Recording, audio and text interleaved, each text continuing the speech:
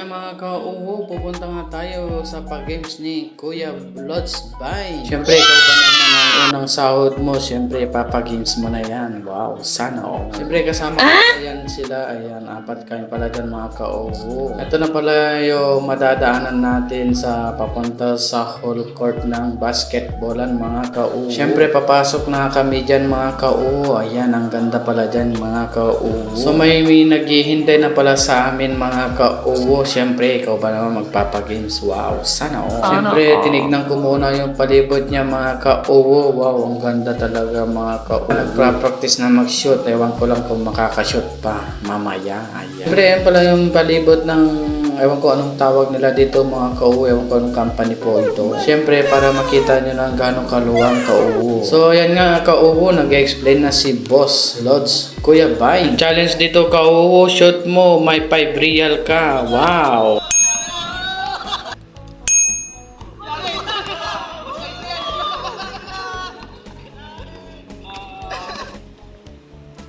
Wow. Wow. At syempre, hindi mawawala si Uwo. Ayan, hindi na na-shoot. Sorry na, ka-Uwo.